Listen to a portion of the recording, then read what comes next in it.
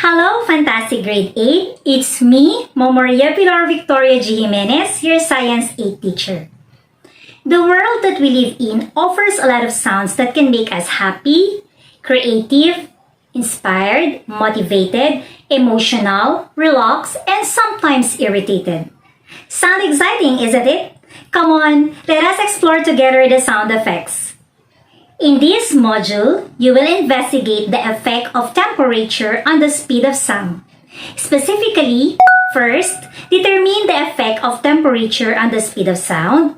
Second, compute the speed of sound in air at different temperature. And third, give the importance of sound to life. Before we move on, let us try to find out how much you know by answering the 5-item pretest. Choose the letter of the correct answer. Write your answer on your answer sheet. First question, how does the temperature of the medium affect the speed of sound? A. High temperature increases the speed of sound. B. Hot weather does not affect the speed of sound. C. Cold weather causes the speed of sound to move faster. D. Cold temperature freezes the medium that causes the vibration.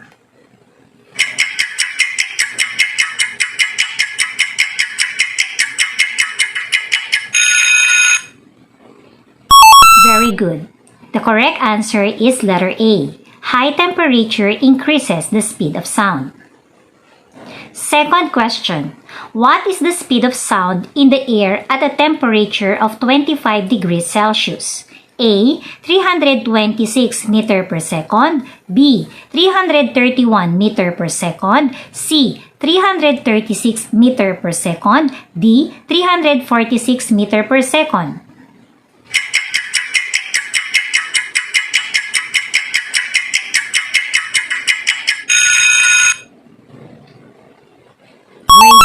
The correct answer is letter D, 346 meter per second. Third question. What happens to the speed of sound as the temperature decreases? A. The speed increases. B. Speed becomes velocity. C. The speed decreases. D. The temperature has no effect.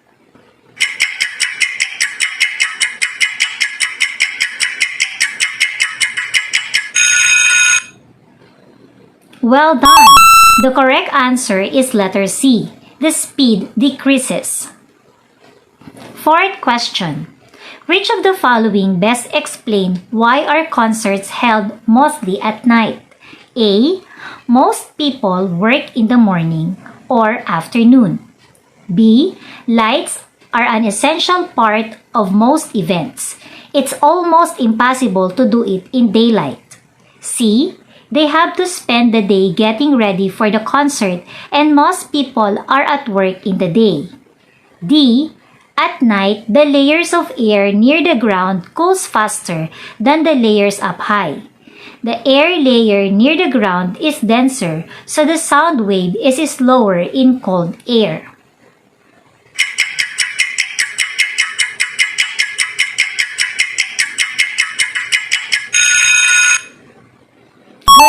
The correct answer is letter D. At night, the layers of air near the ground cools faster than the layers up high. The air layer near the ground is denser, so the sound wave is slower in cold air. Fifth question. Benguet experienced the coldest morning in 2016, while Tuguegarao province experienced the highest temperature. During the time in which province could sound travel faster? A. Benguet. B. Tuguegarao. C. Both A and B. D. None of this.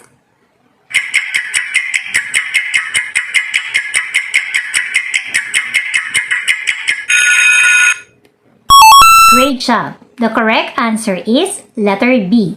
Tuguegarao.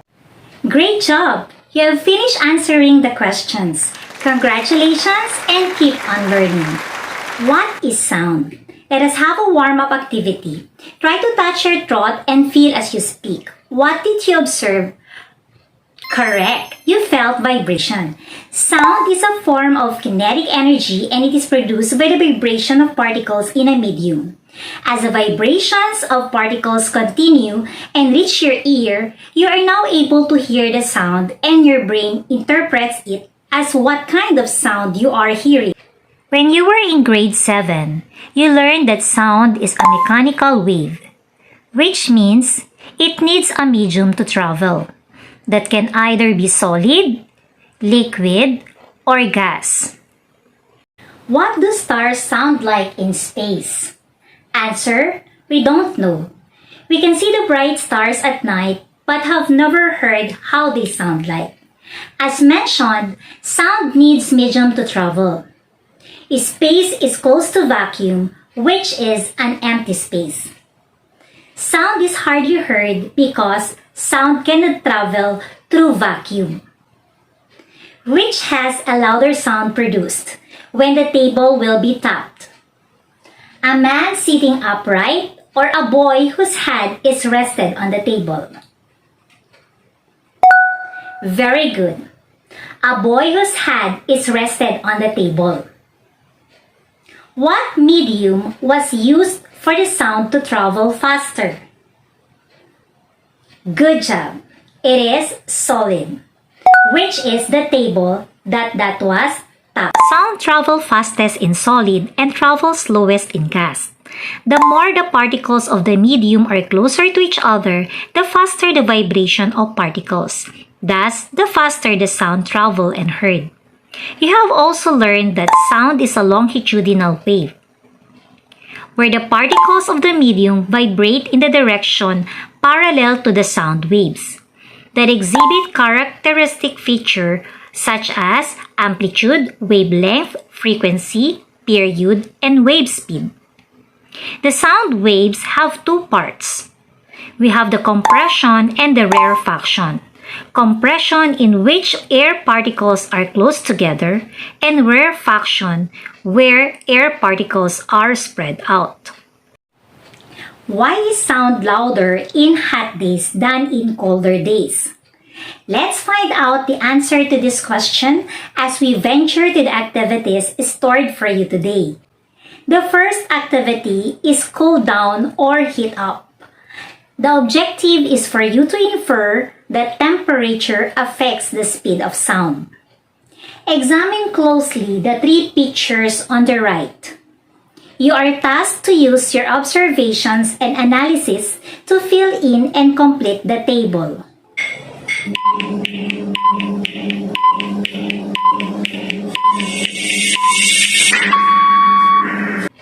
The temperature in the desert is 45 degrees Celsius. In the sea, we have 20 degrees Celsius. In the snow, we have -5 degrees Celsius. The speed of sound in air in the desert is 358 meters per second. In the sea, we have 343 meters per second. And in the snow, we have 328 meters per second. Congratulations for getting the right answers. Good job. Now answer these guide questions based from the data a while ago. First, which of the three locations has the highest temperature? Second, which of the three locations has the lowest temperature? Third, at which temperature the speed of sound fastest? Fourth, at which temperature the speed of sound slowest? Fifth, observe the speed of sound and the temperature. What happens to the speed of sound when the temperature changes? Sixth, does sound travel faster or slower as temperature increases? Seventh, how does temperature affect the speed of sound?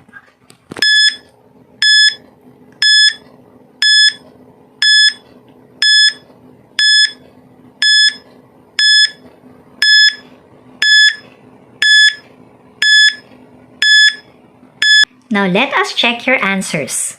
First, the location that has the highest temperature is the desert. The location that has the lowest temperature is the snow. In number 3, the temperature at which the speed of sound is fastest would be 45 degrees Celsius. And the temperature the speed of sound is lowest would be -5 degrees Celsius. In number 5, the speed of sound and the temperature, we observe that the sound moves faster as the temperature increases. In number 6, the sound would be moving faster if the temperature increases. For number 7, the higher the temperature, the faster the speed of sound. Well done! And congratulations for getting the correct answers. Now we move to activity 2. Speed up, rise up. The objective is to plot the points on the graph to show the relationship between temperature and the speed of sound. The table below shows the speed of sound in air at various temperatures. Plot the values on the graph. Note that the temperature is plotted on the x-axis, while speed is plotted on the y-axis. The first plotted point is done for you. After plotting the values, connect the points.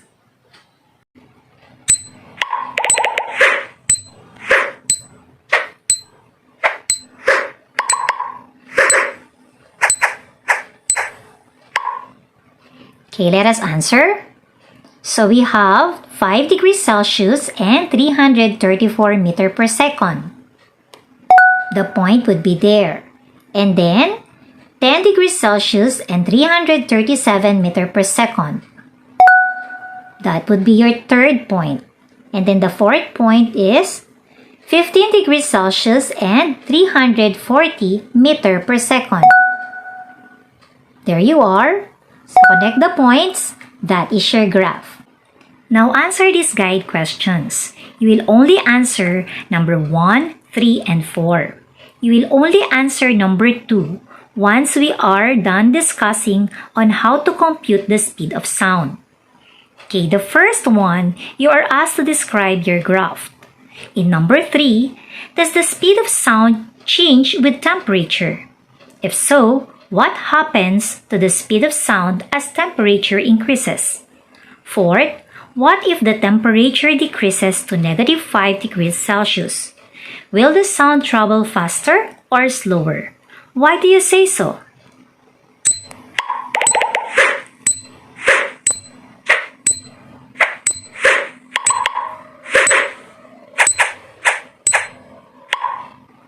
So let us answer. In number 1, how would you describe the graph? The line of the graph is going up. In number 3, does the speed of sound change with temperature? If so, what happens to the speed of sound as temperature increases? The answer would be yes. The sound moves faster as the temperature increases.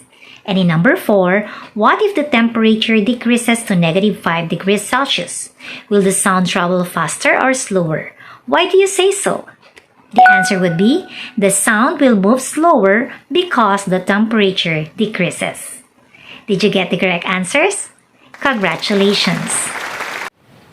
Now, suppose that Maria is exploring Baguio, shouts to a person several hundred meters away.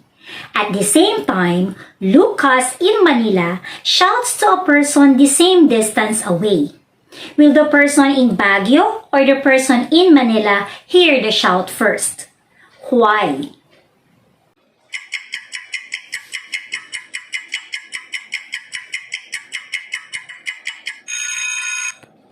Great job! The person in Manila will hear the shout first because Manila has higher temperature than Baguio.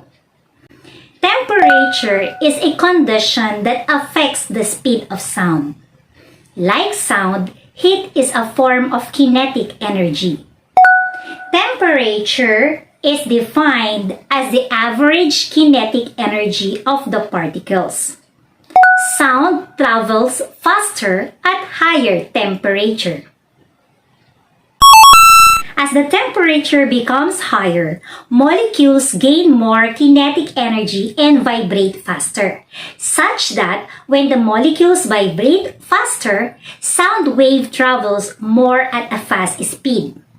Vice versa, as the temperature becomes lower or cooler, molecules lose kinetic energy and thus vibrate slower. When molecules vibrate slower, the speed of sound decreases. This is the reason why sound is louder in hot days than in colder days. To increase further your understanding about the effect of temperature on the speed of sound, let us do activity 3. Faster sound in hotter or cooler. The objective is to investigate the effect of temperature on the speed of sound. In this activity, you need to use the following materials: 2 pieces of same size transparent glass, hot water, water with ice, rock salt or iodized salt, rubber band, plastic cover, and stereo speaker. Please watch the short video and take note on what you observed to answer the guide questions given in this activity.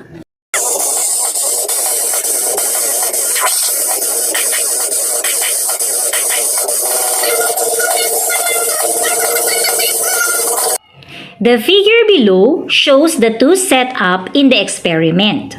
So we have glass A with a cold water, glass B with a hot water.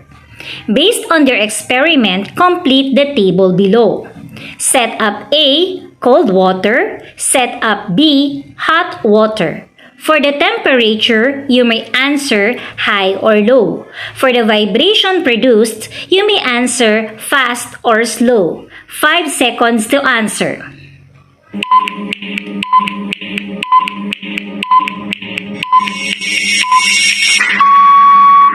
Okay, let us answer. For the temperature of cold water, the answer is very good. It is low. What about for the hot water? What is the temperature? Good job. It is high. What about the vibration produced for the cold water, as you have observed? Good job. It is slow. What about for the hot water? Yes. Very good. It is fast. Using your notes of observations, answer the following guide questions. First, which glass produced greater number of vibrations? Second, from your observations, how will you differentiate the vibrations of the two setups? Third, how does the temperature affect the number of vibrations? Fourth, from grade 7 lessons, what characteristic of sound wave is related to the number of vibrations produced?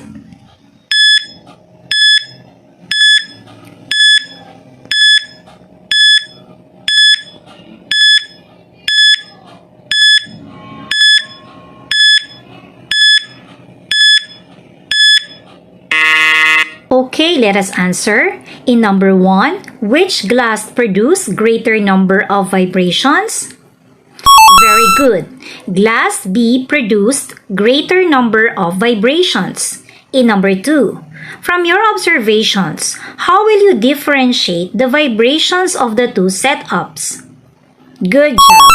Glass B produced the greater number of vibrations because it has higher temperature than glass A. Number 3. How does the temperature affect the number of vibrations?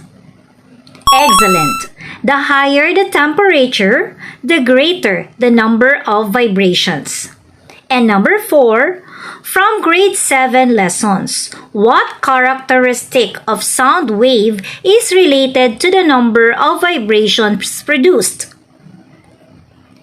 Very good. Frequency is the number of vibrations produced per unit of time, and it affects the wave speed. The higher the frequency, the faster the wave travels. Very good for answering the guide questions. Congratulations! How do we compute for the speed of sound? Sound travels at about 331 meters per second in dry air at 0 degrees Celsius. The speed of sound is dependent on the temperature of the medium, where an increase is observed with an increase in temperature. This means that the temperatures greater than 0 degrees Celsius, speed of sound is greater than 331 meter per second by an amount of 0.6 meter per second per Celsius degree of the temperature of the medium.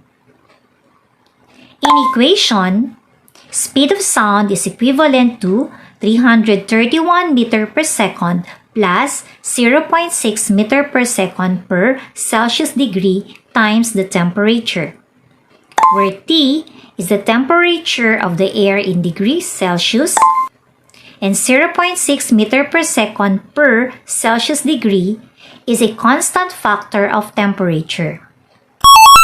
Okay, let us do this sample problem number 1.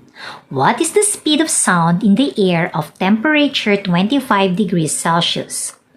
So the given in the problem would be the temperature equivalent to 25 degrees Celsius. What is required? We are asked to get the speed of sound with a symbol of a small letter v. What is the equation to be used? It would be speed of sound is equivalent to 331 meter per second plus 0.6 meter per second per Celsius degree times temperature. So for the solution, using the equation, substitute the temperature which is equivalent to 25 degrees Celsius. So we are going to have speed of sound is equivalent to 331 meter per second plus 0.6 meter per second per degree Celsius times 25 degrees Celsius. Cancel the degrees Celsius. So the speed of sound now is equivalent to 331 meter per second plus 0.6 meter per second times 25. We have to multiply 0.6 with 25. So we are going to have the speed of sound equivalent to 331 meter per second plus 15 meter per second, the product of 0.6 meter per second with 25. So the answer is speed of sound is equal to 346 meter per second. Therefore, 346 meter per second is the speed of sound in air at 25 degrees Celsius. Now we have sample problem 2. What is the speed of sound in the air of temperature 7 degrees Celsius? So the given is the temperature equivalent to 7 degrees Celsius. What is required or asked is the speed of sound with the symbol small letter v. The equation that we are going to use is speed of sound is equivalent to 331 meter per second plus 0.6 meter per second per Celsius degree times temperature. So in the solution, we are going to have speed of sound is equivalent to 331 meter per second plus 0.6 meter per second per degree Celsius. We now substitute the value of the temperature equivalent to 7 degrees Celsius. Cancel the degrees Celsius. So we are going to have the speed of sound equivalent to 331 meter per second plus 0.6 meter per second times 7. So we have to multiply 0.6 meter per second with 7. So we are going to have the speed of sound equivalent to 331 meter per second plus 4.2 meter per second. 4.2 meter per second is the product of 0.6 meter per second with 7. So the answer that we are going to have is the speed of sound equivalent to 335.2 meter per second. Thus, 335.2 meter per second is the speed of sound in air at 7 degrees Celsius. So you are now ready to do the activity 4, sound effect. The objective is for you to compute the speed of sound in air at different temperatures. So, calculate the speed of sound. In number 1, what is the speed of sound at 10 degrees Celsius? Second, what is the speed of sound at 35 degrees Celsius? And third, what is the speed of sound at 60 degrees Celsius?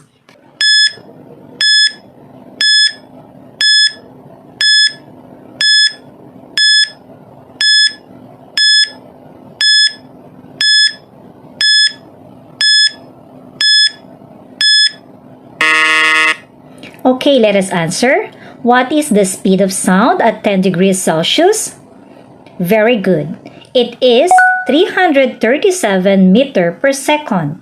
What about at 35 degrees Celsius? Good job. It is 352 meter per second. What about the last one? At 60 degrees Celsius? Congratulations! It is 367 meter per second. What is the importance of sound to life? Sound is used to create words for communication, tunes and music for entertainment. Our gadgets are sound embedded to amuse us. Sound is also useful in the field of geology, oceanography, and medical purposes. Moreover, some animals are dependent on sound movement and food location. Sound waves have the capacity to bounce back as they hit barriers. We call this reflection. We have two types of reflection, echo and reverberation. Reverberation is multiple echoes.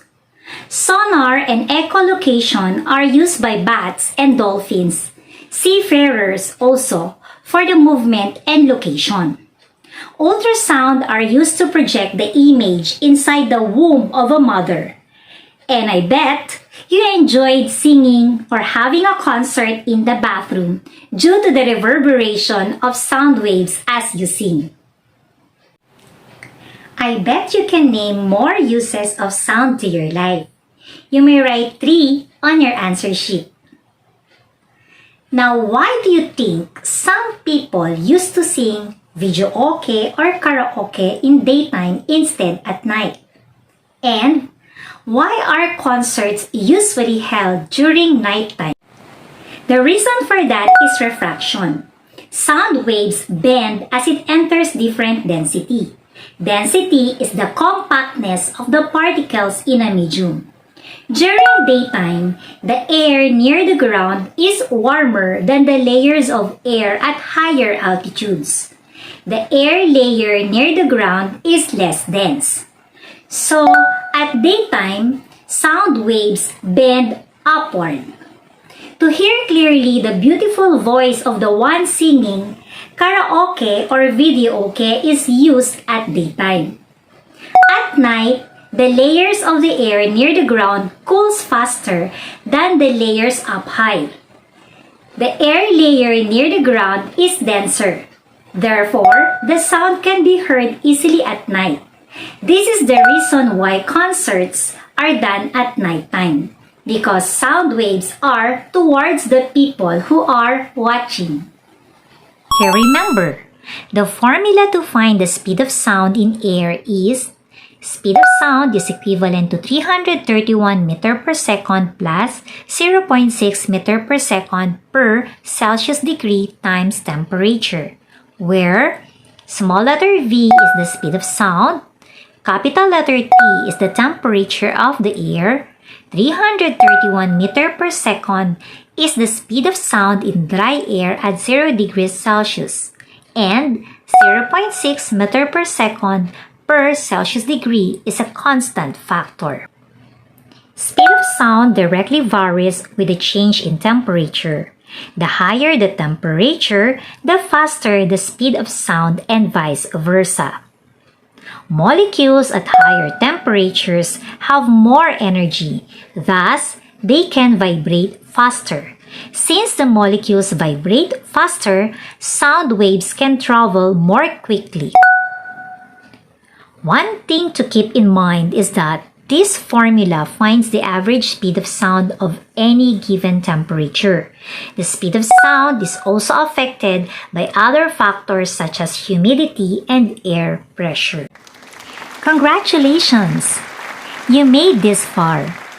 It's time to check your understanding by answering the questions using the illustrations on the right. First, why do you think the cat seems not being disturbed while sleeping at daytime? Second, how does the difference in temperature affect the sound? Write down your answers on your answer sheet. It's now now time to evaluate your learning. Answer now the pause test. Good luck, my dear students. Choose the letter of the correct answer. Write your answer on your answer sheets. First, which of the following statements is true about sound waves at nighttime? A. Sound waves move in a straight line. B. Sound waves move towards the ground. C. Sound waves move away from the ground. D. Sound waves are not affected at nighttime. Second question. What is the speed of sound in air of temperature 5 degrees Celsius? A. 324 meter per second. B. 331 meter per second. C. 334 meter per second. D. 344 meter per second. Third question. How does temperature affect the speed of sound? A. If the temperature is high, it means that molecules cannot move fast. B. The higher the kinetic energy, the faster the vibration, the lower the speed of sound. C. The higher the temperature, the faster the vibration, the faster the propagation of sound. D. All of the above. For number 4, refer in the given graph below. Number 4, what happens to the speed of sound as the temperature increases? A. It also increases. B. The speed decreases. C. It remains the same. D. It may increase or decrease. The last question, number 5. During the summer month, Baguio's temperature is averaging at about 16 degrees Celsius to 25 degrees Celsius, while Manila's average temperature reaches a maximum temperature of 34 degrees Celsius. Where could sound travel slower? A. Baguio. B. Manila. C. Both A and B. D. None of this. For your reflection, write a reflective learning on how temperature affects the speed of sound by completing all the statements below. You may express your answer in a more creative presentation of your learning. Disclaimer: borrowed pictures are owned by their respective copyright holders. The creator does not represent nor claim ownership over them.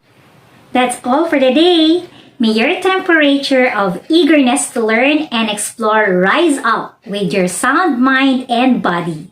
Till next time, fantastic grade 8!